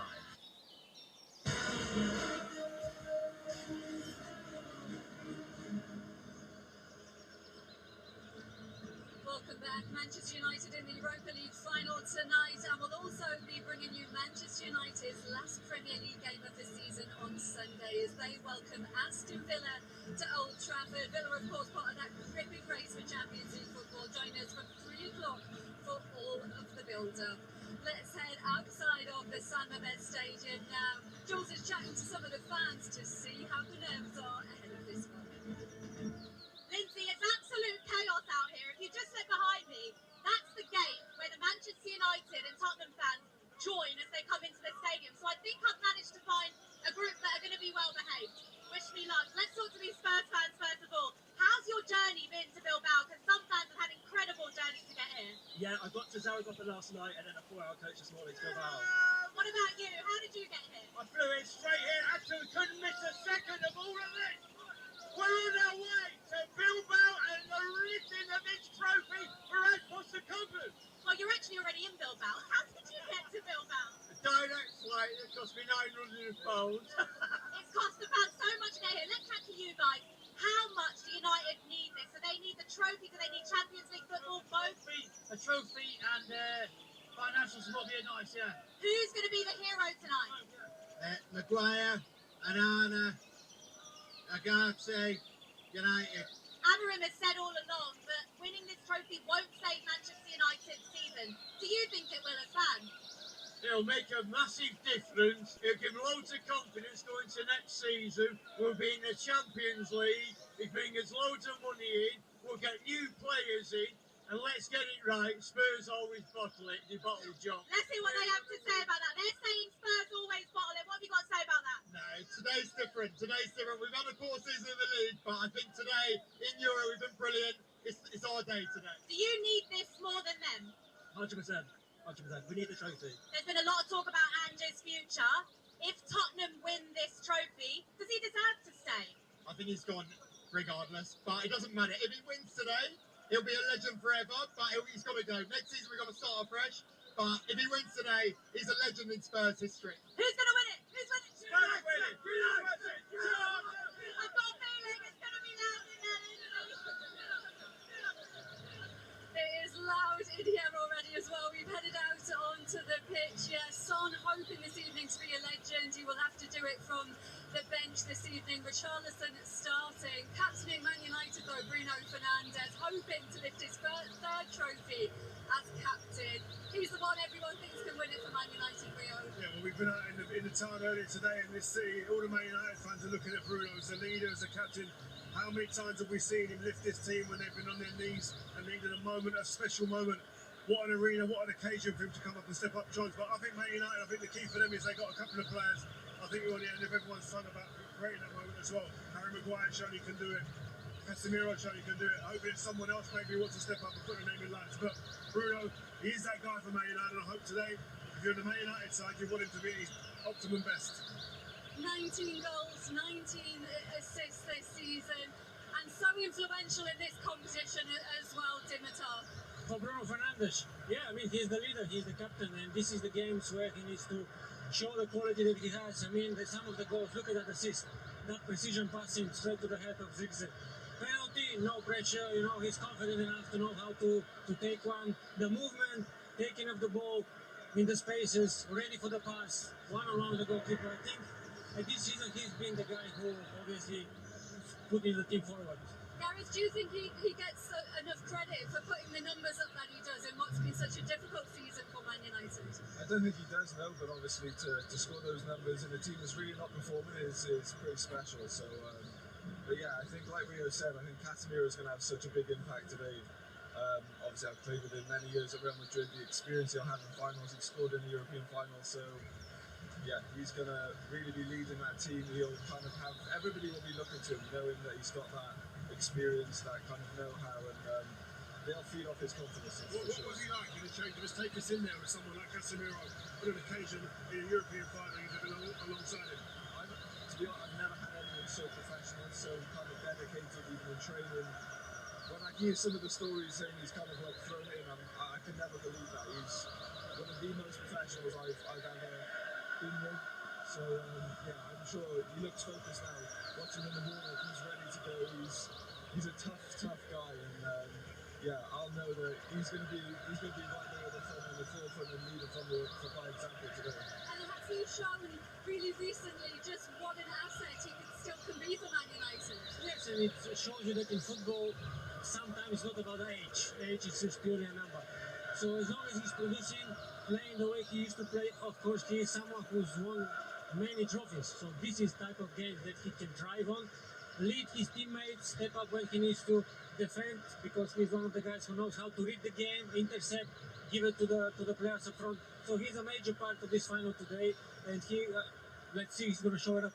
I think the manager, we spoke to him earlier, he spoke about Casemiro, Bruno and Harry Maguire, especially being those leaders, and it's so important. We've all been there, guys, where in a game like this, there will be a moment at some point in this game who the less experienced players, the less senior players will have to look at someone and need to look at someone to just help guide them through that little moment, that little bit of wave of uncertainty. And these are the guys you're hoping that you can depend on in those moments. A lot of people wondered whether Manuel Ugarte would come into that Man United team tonight. He started a lot on the road to Bilbao for them, but Mason Mount is in. Does he deserve that start? What a vote of confidence for Mason Mount. I think he's a wonderful, talented player. He's been hampered with huge injuries, a lot of injuries in his time at Man United. But there's no doubt, it's no coincidence that every manager that he plays for picks him. And he comes out as almost like a favourite as manager because he has a different skill set to a lot of other players in them attacking areas where he can defend, and I think the manager alluded to it. He'll be able to come into central areas and defend and help picking up that area. I think again, you look at him, Ugarte, I think will be disappointed because he's played the most of a lot of the games in this competition, but in these games we all know it's like the manager picks what's right, for this occasion.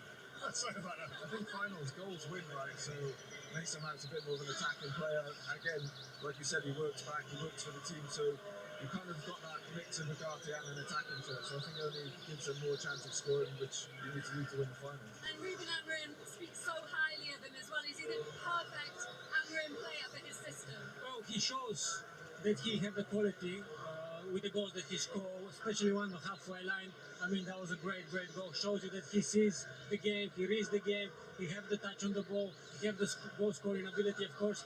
And now I think it's the ultimate moment for him to show to everyone, I'm here, guys. Yes, I had some injuries, some problems, but now I'm here, I can deliver. So like he arrived in that semi-final for Man United, didn't it? Yeah, I think we spoke about players being able to put their names up in lights. This is what a moment for Mason Mount to justify why he came here. I think that'll be one of the big things in his head. There'll be a lot of people, especially Chelsea fans, saying, "Oh, why did you leave?" Blah blah. This is what a moment. If he creates a moment here today and says this is a statement as to why I've come, beautiful for him. Gareth, all eyes were on that Tottenham midfield as well. Papsar comes into the side tonight with Bentancur and Basuma. What do you think about the way they're lined up and what the balance is like in that team? Yeah, again, we've spoken about the kind of players that are not going to be playing in terms of Kulusevski and Maddison. They're kind of more creative players. So, yeah, they probably had to go with a kind of different style of play. They're probably going to play different to maybe they have in the Premier League. And I've said before, maybe it might suit them playing that way. It might it's a bit of a change. Man United might not be quite prepared for that. But, yeah, they've kind of got runners in midfield, maybe playing on the counter-attack with Brendan Johnson, Solanke with the pace. So, and again, Son coming off the bench in the last 30 minutes. Obviously, he's come back from injury, but he's a very impactful player, and he knows how to score a goal, which is quite important in finals. The fans want it so much for him, don't they? To make his 10 years at the club perfect, really. Yeah, definitely. And there's been kind of not a much loyal player than him. I think he's had big finals, big moments. He's not quite able to get over the line, and hopefully tonight's his night, and hopefully he can lift that trophy as Spurs captain. You know what I thought? I don't know what you guys think about Spurs. I would try and make this a Premier League game. I'd try and make this a fast and furious game. Because I think if Spurs sit off and allow Man United to have the ball, I think that's the best case scenario for this Man United team. If you put them under pressure and you go high and press them, we've seen Man United can struggle at times with that. And I think it will be a missed opportunity for Spurs if they sit back. And I think you have that midfield. They've got legs, right? There's three midfield. They can run all day. So. Yeah, maybe that's the approach they're going to take, and again, it'll be such an exciting game. No one knows what's going to happen. Do you feel Son could make a massive impact off the bench tonight? Well, I was expecting, to be honest, for him to start. He's 10 years in the club, the captain, the guy who scores goals, have the speed, the experience as well. So I'm a little bit disappointed he's not starting, but maybe that's a tactical decision, and maybe he's going to come up at one point into the game. Concerning the whole game, I don't think Ange can change the way he plays and see football. So maybe this time it's going to be pretty much as Rio saying, a Premier League game. Guys, go out there. Yes, it's a big cup, but just enjoy it, mate. You know, go out there and just do your best. Score goals, attack, don't worry about it. But we'll see. Will it work? Is it the right choice? We will find out very shortly with kick-off edging ever closer here at the San Mamés Stadium. The players continuing to go through their warm-ups, and when we come back, we'll continue our build-up to this Europa League final.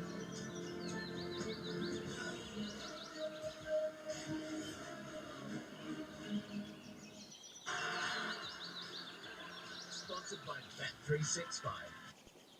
TNT Sports, powered by Mitre. Once upon a time in Istanbul, Milan played football out of this world. Liverpool are all but beaten before half-time. And I told them we have nothing to lose. Singing You'll Never Walk Alone was 30,000 people. Sorry to kill or be killed. George Gerrard! Was the breakdown. Wow, I'm not sure I can explain how he did it, but I can try.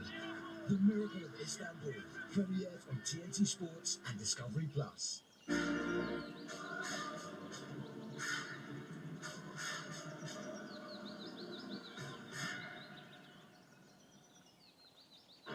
Got the big man to score first. Of course, the big man. Oh, chin up. With Paddy's Super Sub, your bet rolls over to the player coming on. So now all subs are super.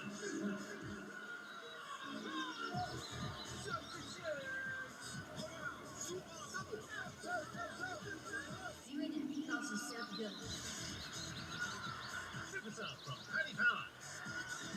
Oh, the super sub. No, you weren't. Being an adult sucks. When they're not cooking, adults have to go shopping in order to cook again later on. When adults get mail, it's always bills, and bills suck. Sure, but we've got a driver's license.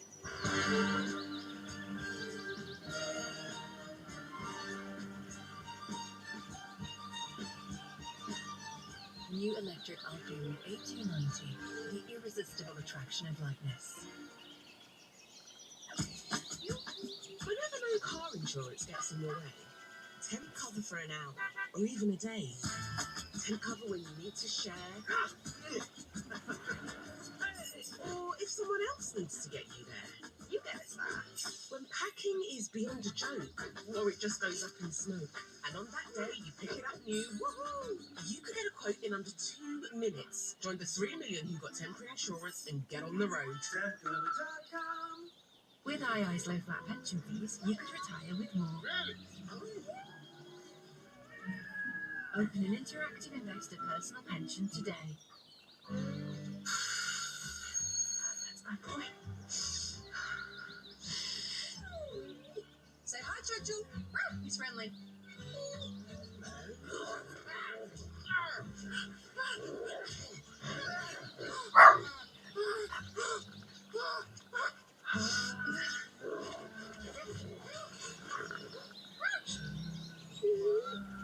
Be sweeter than the sweetest with the new Lynx Fine Fragrance Collection.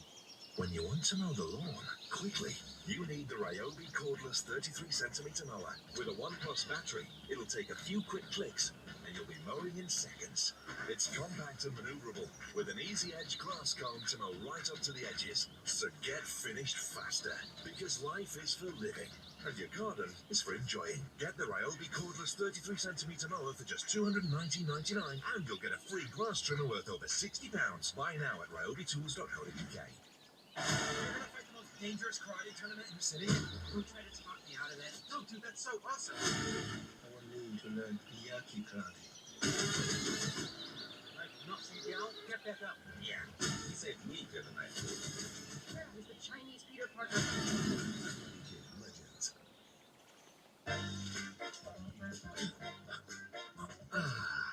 The Thatcher's family farm. Making cider with nothing but love. And skills. Keeping quality up. Perfection. In safe hands.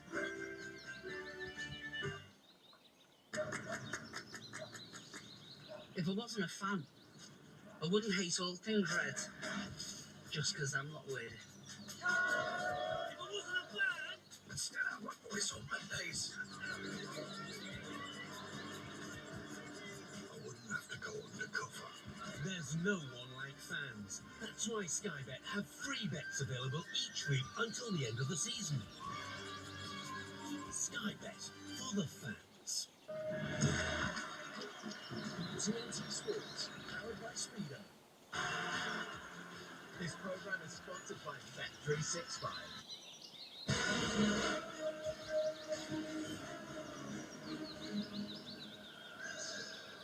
We are counting down to kick off here in Bilbao and counting down to the start of Roland Garros, which gets underway this Sunday from 9:30. Every match from the iconic clay courts in Paris will be live on TNT Sports and Discovery Plus.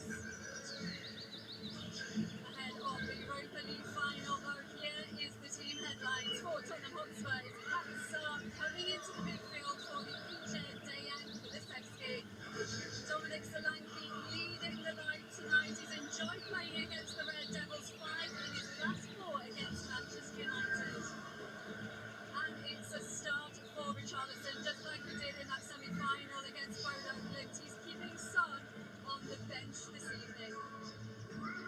Well, for Manchester United in that back three, Lenny Yoro is back from injury. He comes in for Victor Lindelof. That's the one change from the Premier League game on Friday. There's a big vote of confidence for Mason Mount as well at the start. That's following his 2 goals in the second leg of that semi-final against Athletic Club. And up front, it's Rasmus Højlund leading the line. Xerxes is fit, though he's on the bench this evening. Højlund struggling for goals in the Premier League, but in this competition, he has 6. We can head up to the gantry now and check in with our commentary team. Darren Fletcher has managed somehow to drag Ali McCoy off the party on the streets of Bilbao and into the stadium. Which I can tell you, Lindsay, wasn't an easy job by any stretch of the imagination, as you well know. Ali, we're going to take a look at these respective front lines. Yeah. If you look at the two of them, statistically, the Tottenham front three have scored way more goals than the Manchester United front three. Which of the three do you like the best? Well, looking at it, actually, I like the look of Tottenham, but honestly, the Richarlison starting did surprise me, I've got to say. I was listening to the lads downstairs, he was surprised then.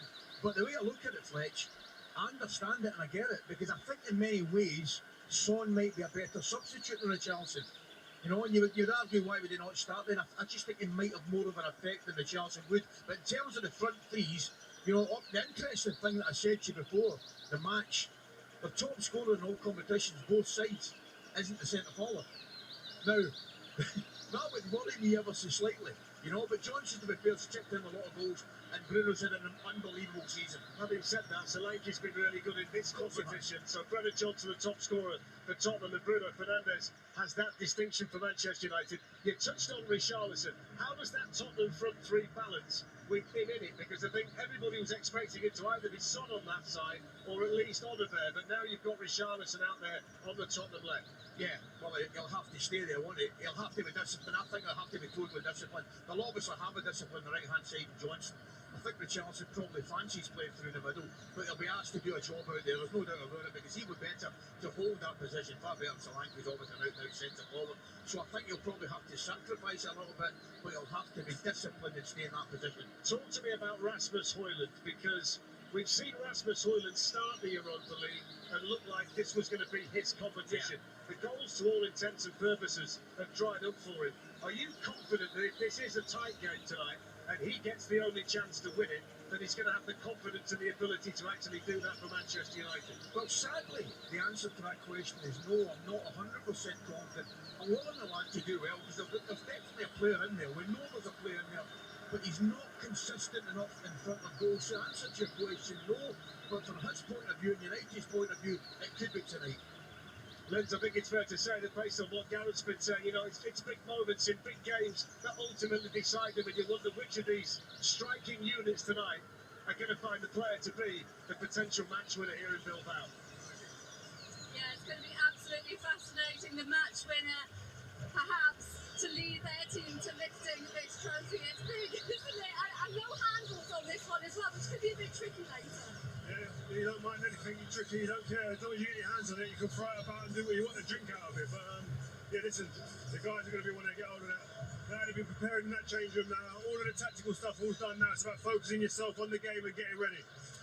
The guys were talking about the strikers there, Dimitar, saying that will they be the match winner tonight? Højlund supported by Ahmad for Manchester United. Do you feel more confident with Ahmad starting? Well, he is the type of player who brings the energy and you know, this type of just enjoying the game. So it's good for Højlund to have someone who will at least try to cross the ball, give it to him, be in a good position, be ready for the rebounds. But in all honesty, it's about the goals, yes, but it doesn't matter who's going to score it as long as you bring the victory to your team. How does he make the Man United attack better? How does he make the Man United attack better? It's very loud there, guys. But yeah, no, I think he's direct. He gives Man United a spark. He's sharp, he's quick, he's explosive, and he's added goals to his game. And you look at it and you go, well, how in previous seasons wasn't he allowed to do this? But he's come to the fore now. And if you're saying who's going to be one of the match winners, the game changer for Man United, he's one of the top 2-3 players you think about in a Man United shirt right now. Have you liked watching him, Ahmad? Do you feel he's a really instinctive player? One, as the guys say, can get you off your feet? Yeah, definitely. And those players are becoming less and less in football, which is a disappointment. But I think going out alone, getting first-team experience, getting that confidence, coming back, showing what he can do. And again, a new manager comes in, it's time everybody has that kind of fresh slate. He's come in, he's taken his opportunity, and now he's got a chance to make history in the European final. And going up against that Tottenham backline, their strongest backline, really real. Are they different prospects altogether when that back five, including the Cardio, play? There's no doubt in my mind the confidence that the team will feel when they've got a backline of the experience that they have, and they'll get the guys they know who physically can match stride for stride the Man United players. I think so. You think pace in the game, I was speaking to Gareth about it before, pace in this game is a big driver for success, and they have that in abundance in that back line now, and I think that will support them, the rest of the team. The other players can go forward now without having to look back and worry about what's behind them, because they know they've got their first choice guys back. The noise in here is unbelievable. You can tell just how much the fans want this, how much they need this after the season that they've had. Who needs it more, Gareth? They both have great arguments for who needs it more. I think Tottenham, it's been a long time since a trophy, 41 years since a European one, 17 years since the last one, so Yeah, again, I keep saying it, but both managers, if they win this, especially the Tottenham, they become legends. It's only the Europa Cup people out there. You come in this stadium and listen to this noise. These fans are generating the pride and the passion in the faces here. Every one of these fans here want to win. They want to celebrate when they win this. Oh, they care. They really do. It is deafening in here. For Spurs, they have waited 17 years for a trophy, 41 years for a European Cup. This would mean absolutely everything to those fans who've endured an otherwise awful season. And so, of course, have those opposite them in red. Manchester United, no strangers to winning titles, but this one really, really matters for so many reasons. It would give them a platform to kickstart the Ruben Amorim era for both these clubs. This match is going to define their season. It is all or nothing, glory or despair. The 2025 Europa League final is kicking off next.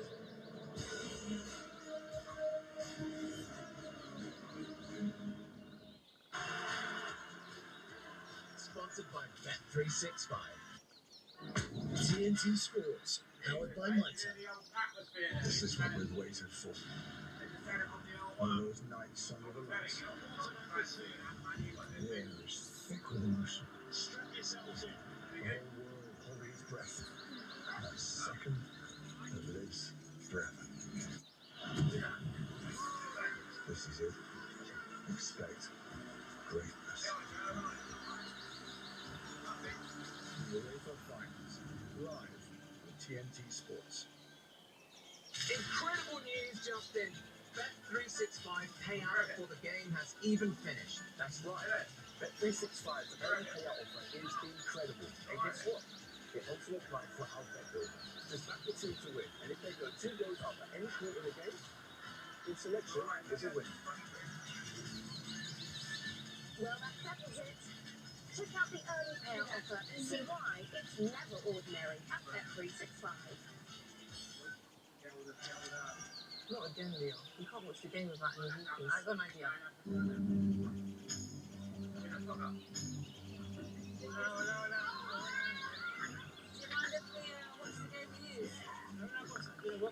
Walker, you do have some fish with Fish with eggs ain't really for me. Is that your thing? I want them, man. Have you got any walkers, Chris?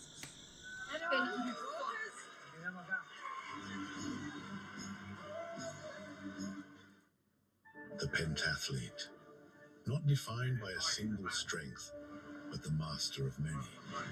Nimble on their feet, yet rapid in their charge. With perfect precision, excellent control,